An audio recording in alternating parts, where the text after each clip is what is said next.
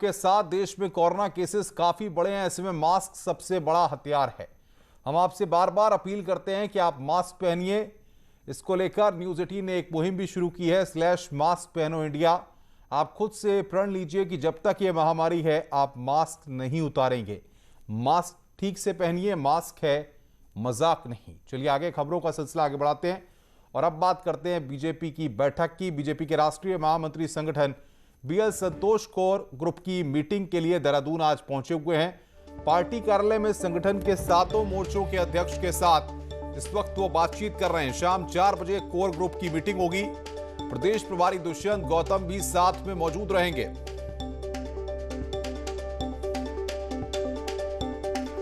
आज BJP core group की बैठक होनी है। सीएम प्रदेश प्रभारी भी इसमें शामिल होंगे। बड़ी खबर, बीएल संतोष बीजेपी ऑफिस पहुंचे हैं।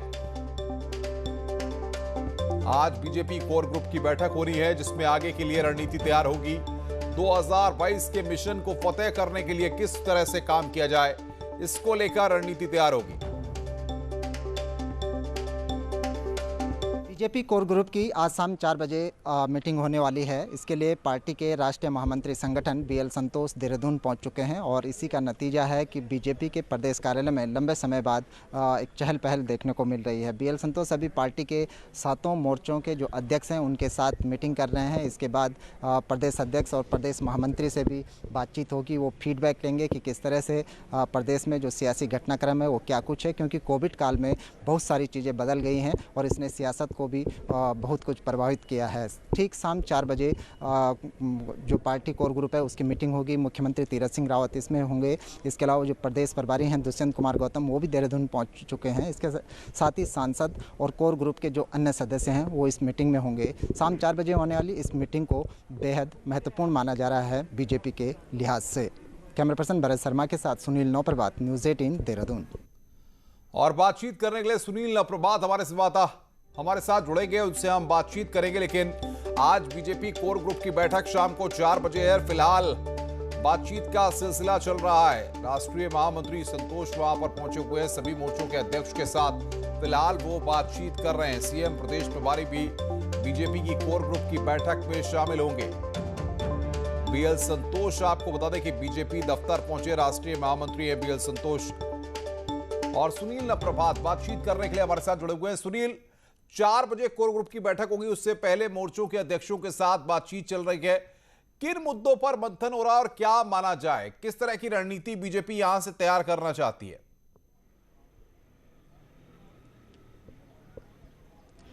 देखिए अनुपम, में बीजेपी के राष्ट्रीय महामंत्री संगठन बीएल संतोष का से भी इस दौरे को बेहद महत्वपूर्ण माना जा रहा है और खासकर अभी जो 7 मोर्चों से जो बातचीत चल रही है, उनकी जो मीटिंग चल रही है, उसका मकसद यही है कि वो पहले फीडबैक यहाँ का लेंगे उत्तराखंड का कि किस तरह के सियासी हालात यहाँ पर हैं और ख़ासकर जो कोविड का संक्रमण है उसके मद्देनज़र क्या कुछ काम फील्ड में पार्टी वर्कर्स कर रहे हैं। जो पार्टी ने जो एक लीड दी है कि आप गाँव-गाँव में जाकर सेवा कार्य करें, उनका क्या हाल है और जो राजनीतिक गतिविधियाँ हैं उनका क्या हाल चाल है, उसका फीडबैक बीएल संतोष लेंगे। और इसके बाद जो पार्टी के प्रदेश अध्यक्ष हैं, महामंत्री हैं, उनके साथ भी मीटिंग का दौर चलेगा। और शाम 4 बजे कोर ग्रुप की मीटिंग है जिसको बेहद महत्वपूर्ण हम कह सकते हैं। इसमें मुख्यमंत्री तीरथ सिंह रावत मौजूद होंगे, पार्टी के सांसद मौजूद होंगे, कोर ग्रुप के अन्य जो सीनियर मेंबर्स हैं वो इसमें मौजूद रहेंगे। और बहुत कुछ ये मीटिंग तय करेगी कि अब जब पार्टी 8 महीने बाद विधानसभा चुनाव में जाएगी, इससे पहले 2 बाई इलेक्शन भी पार्टी को लड़ने होंगे, तो क्या स्ट्रेटजी पार्टी की होगी, किस तरह के अब जो मुद्दे हैं, क्योंकि पिछले 4 सालों में जो कुछ हुआ वर्तमान परिस्थिति में सिरे से वो चीज़ें चेंज हो गई हैं। अभी कोविड का संक्रमण बहुत तेज़ी के साथ राज्य में अपना प्रभाव कोविड ने दिखाया है, तो उसके मद्देनज़र क्या कुछ पार्टी वो कदम उठाए कि आम आदमी तक उसकी पहुंच, उसकी रीच बन सके, इसको लेकर आज विचार विमर्श हो सकता है। जी, क्या माना जाए? इस तरीके से हमने देखा कि बीजेपी को में अंदर ही काफ़ी गुटबाजी भी थी और अब जिस तरीके से चेहरा बदला गया उसके बाद से सबको संतुष्ट करना, सबको साथ लेकर आगे चलना, इन सब सारी चुनौतियों से भी बीजेपी को अपने घर में ही निपटना होगा।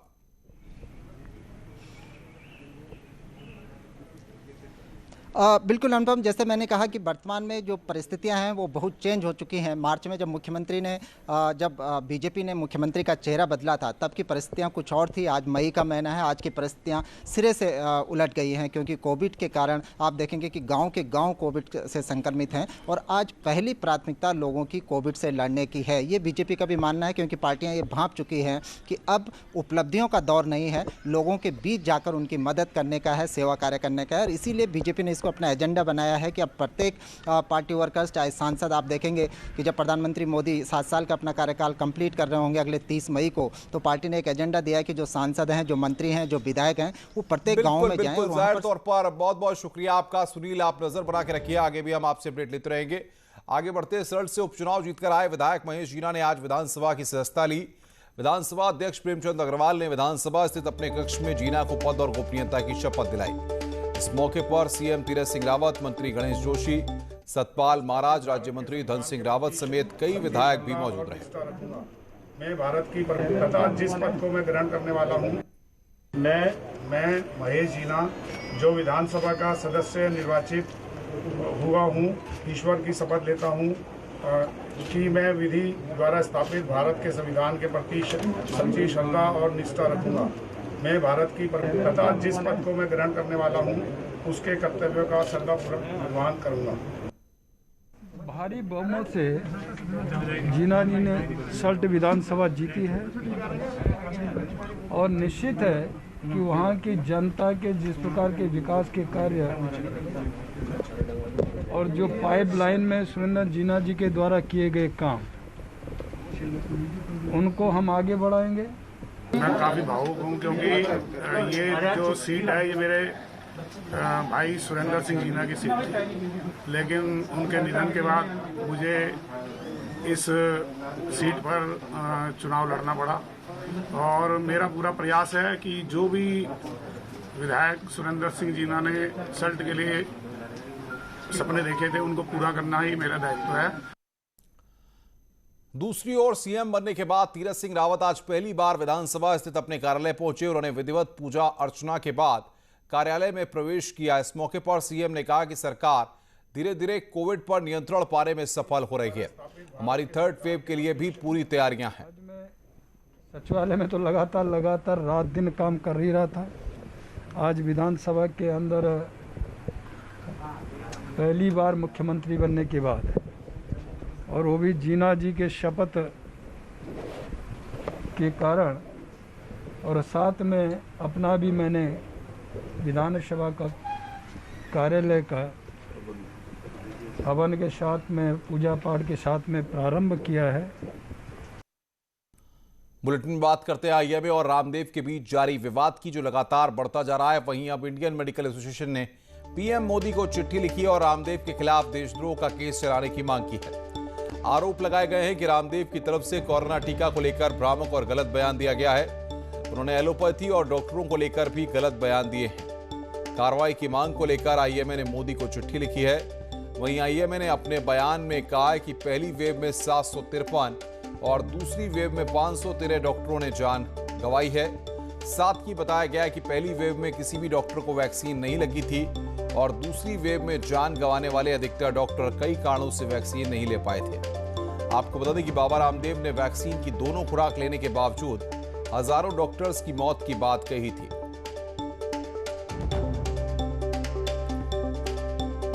वहीं आईएमए ने उत्तराखंड ने रामदेव को 1000 करोड़ का नोटिस भेजा है। आईएमए ने रामदेव के एलोपैथी पर दिए बयान का आधार बनाकर 1000 करोड़ का मानहानि का नोटिस भेजा है। आईएमए उत्तराखंड के सेक्रेटरी अजय खन्ना का कहना है कि बाबा के डॉक्टरों को लेकर दिए बयान से हम आहत हैं। इसको लेकर आईएमए उत्तराखंड ने बाबा को 15 दिनों जवाब देने के लिए कहा है और अगर रामदेव की तरफ से कोई जवाब नहीं आता तो हम रामदेव पर केस करेंगे।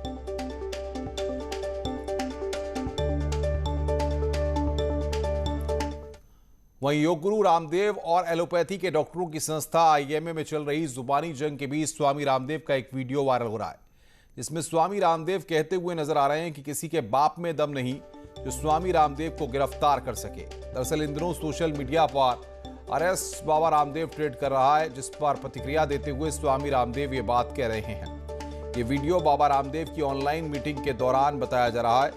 स्वामी रामदेव के बगल में भारत स्वाभिमान ट्रस्ट के पदाधिकारी राकेश मित्तल और जयदीप आर्य बैठे हुए हैं। हालांकि न्यूज 18 इस वीडियो की पुष्टि नहीं करता है। खैर अरेस्ट तो किसी वो जो है उनका बाप भी कोई नहीं कर सकता स्वामी रामदेव को लेकिन एक शोर मचा रहे हैं कि quick arrest Swami Ramdev, quick arrest Swami Ramdev. कभी कुछ चलाते हैं, कभी कुछ चलाते हैं, कभी ठग रामदेव, कभी महाठग रामदेव, कभी जो है कभी गिरफ्तार रामदेव। अब चलाते रहते, चलाने दो। तुम अपने लोगों को भी थोड़ा सा बीच बीच में अभी प्रैक्टिस हो गई है ट्रेंड चलाने की, और आप वो ट्रेंड में हमेशा ही जब टॉप पर पहुंच जाते हो, इसके लिए भी आपका बहुत बहुत अभिनंदन। वहीं सरकार के प्रवक्ता सुबोध उनियाल का कहना है कि मामले में कानून अपना काम करेगा।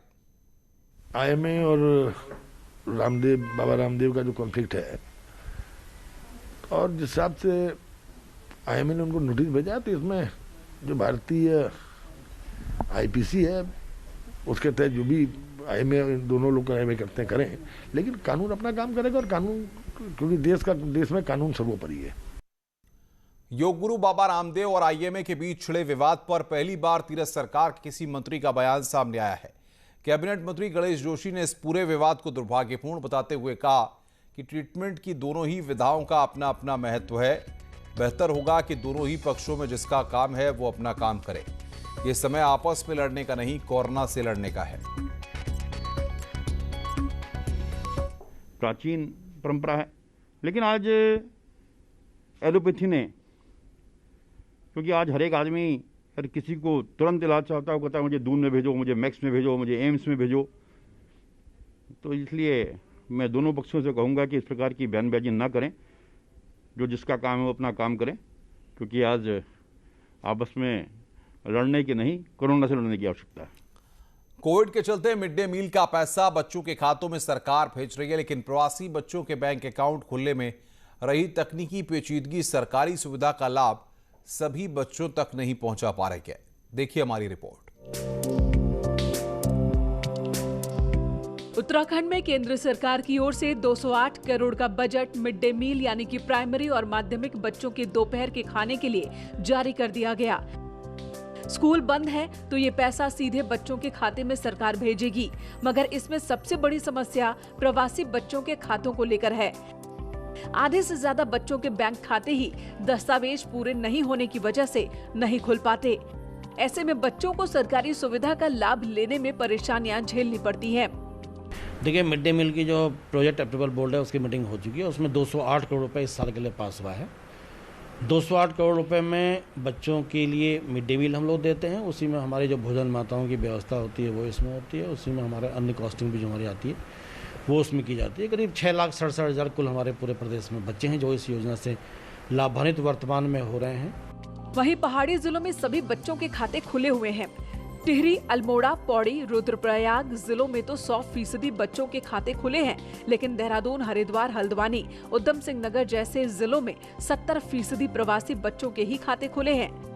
कि कुछ बच्चों के खाते विभिन्न कारणों से बैंकों में नहीं खुल पा रहे हैं, उन बच्चों के खाते खुलवाने का सरकार एक प्रयास करे, जिससे उन सभी बच्चों को मध्याह्न भोजन योजना के अंतर्गत कुकिंग कॉस्ट की धनराशि प्रेषित की जा सके। ऐसा न होने से वो बच्चे इस योजना से लाभान्वित नहीं हो पा रहे हैं, जो कि वर्तमान कोविड-19 महामारी के दौर में एक उनके साथ अन्याय है। अब भले ही सरकार चाहती हो कि बच्चों को उनके हक का पैसा मिल जाए और इसलिए सब्सिडी के जरिए बच्चों का पैसा दिया जा रहा हो, लेकिन प्रवासी बच्चों के खाते न खुलने की वजह से फिलहाल वो बच्चे योजना से वंचित रह जाएंगे। न्यूज़ 18 के लिए देहरादून से भारती सकलानी की रिपोर्ट। हरिद्वार में निजी हॉस्पिटलों की मनमानी पर लगाम लगाने के लिए प्रशासन ने सभी हॉस्पिटलों को उपलब्ध सुविधाएं और उनकी रेट लिस्ट रिसेप्शन काउंटर पर डिस्प्ले करने के निर्देश दिए हैं। इसके साथ ही अटल आयुष्मान योजना के तहत इम्पैनल्ड अस्पतालों को इसकी जानकारी भी डिस्प्ले करनी होगी। जिलाधिकारी सी रविशंकर ने इसके लिए आदेश जारी कर दिए हैं। दरअसल जिले में निजी अस्पतालों की ओवरचार्जिंग की शिकायतें लगातार मिल रही हैं। जिलाधिकारी ने कहा है कि ओवरचार्जिंग और अनियमितताएं बरतने वाले अस्पतालों पर नियमानुसार कार्रवाई की जाएगी। लोग इसके लिए सीधे शिकायत भी दर्ज करा सकते हैं। जो गवर्नमेंट के ओर से सभी हॉस्पिटल्स में कितना चार्जेस लिया जा सकता है करके रेट्स जो है निर्धारित है, वो पिछले सितंबर 2020 में जारी किया गया है। इसमें NABH हॉस्पिटल्स का एक अलग दर है और नॉन NABH हॉस्पिटल्स का अलग दर है।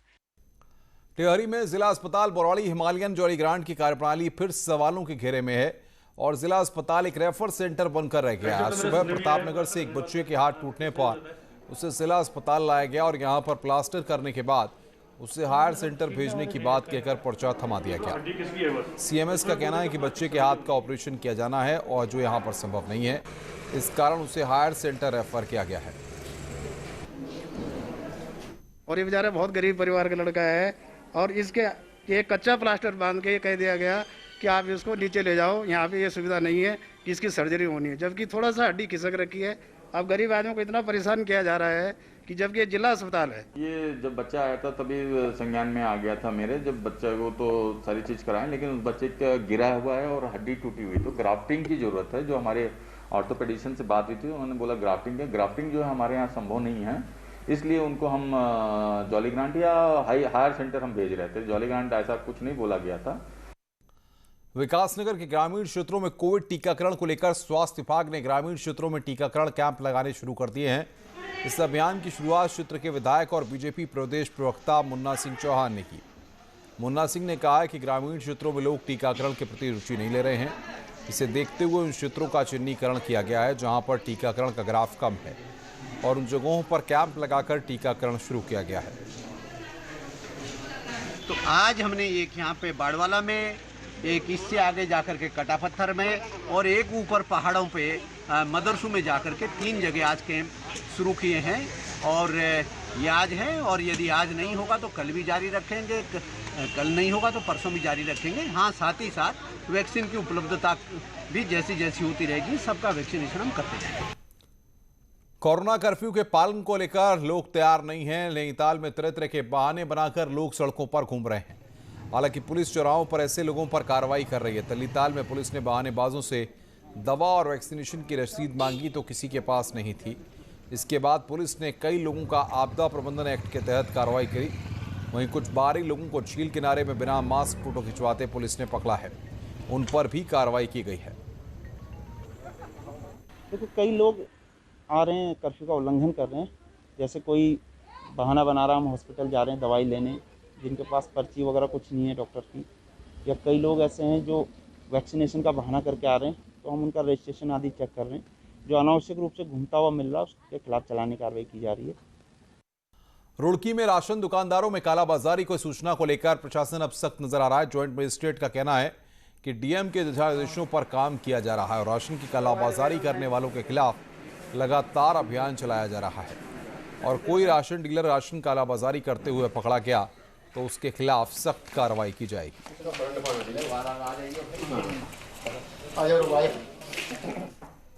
कालाबाजारी के लिए भी लगातार छापेमारी के लिए निर्देश दिए हुए हैं खाद्य आपूर्ति विभाग को। जो भी शिकायत पब्लिक के थ्रू आती है उस पर इमीडिएटली इंस्पेक्शन करके और उसका पे कार्रवाई कर ली जाती है और सभी राशन डीलर्स को जो निर्देश दिए गए हैं बहुत क्लियरली स्टेटेड हैं, उनको कम्युनिकेट किया गया है, उसका अनुपालन सुनिश्चित किया जाना है। अल्मोड़ा में किसान अपने गेहूं लेकर क्रय केंद्रों पर पहुंच रहे हैं जहां किसान को उनकी मेहनत की कमाई का पूरा दाम मिल रहा है। वहीं एसडीएम पूरन सिंह राणा का कहना है कि 3 क्रय केंद्रों पर किसान लगातार गेहूं पहुंचा रहे हैं। वहीं मंगलौर क्रय केंद्र पर 4600 कुंटल गेहूं की खरीदारी हो चुकी है। वहीं जिन किसानों का रजिस्ट्रेशन हो चुका है उनका गेहूं जरूर खरीदा जाएगा। 10 दिन हो गए कागज जमा कर रखे और उसके बाद भी कभी आज कभी कल कभी बारदाना नहीं कभी लेबर नहीं, सस्ती समस्या आ रही है। आज यहाँ ले गए परेशान हो गए मंगलौर में। तो यहाँ पे कैसा लगा? यहाँ ठीक है, यहाँ कोई दिक्कत नहीं, कोई परेशानी नहीं किसी को, लेबर भी सही है और भाई नंबर भी आ रहे हैं। जो क्रय केंद्र स्टेब्लिश किए गए हैं रुड़की में विभिन्न जगह पे, तो उसका कल मंगलौर, नारसन और झबड़ा में इंस्पेक्शन किया गया था और रूटीन में बहुत अच्छी तरीके से गेहूं का क्रय किया जा रहा है और तीनों ही जो सेंटर प्रभारी थे वो मौके में उपस्थित पाए गए थे। तो अभी तक मंगलौर में 4600 समथिंग क्विंटल क्रय किया गया है। रिवर ट्रेनिंग प्रोग्राम के तहत कोटद्वार की सुखरौ नदी में चैनलाइजेशन का काम शुरू होने जा रहा है। प्रशासन की ओर से इसके लिए टेंडर किए जा चुके हैं, जिसमें सरकार को तकरीबन 8 करोड़ रुपए से ज़्यादा का राजस्व प्राप्त होगा। वहीं कोरोना काल में चैनलाइजेशन का काम कराना प्रशासन के लिए एक बड़ी चुनौती भी रहेगा। प्रशासन का कहना है कि जल्द ही नदियों में चैनलाइजेशन का काम शुरू कर दिया जाएगा।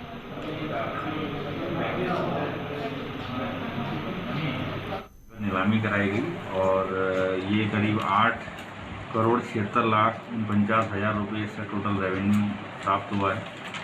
और इसके बाद इनको ये जो नीलामी प्रक्रिया हुई है इसका पूरा कार्यरत जिलाधिकारी महोदय को प्रेषित किया जा रहा है और उनके कार्यादेश जारी करने के उपरांत के लिए कार्य शुरू किया जाएगा।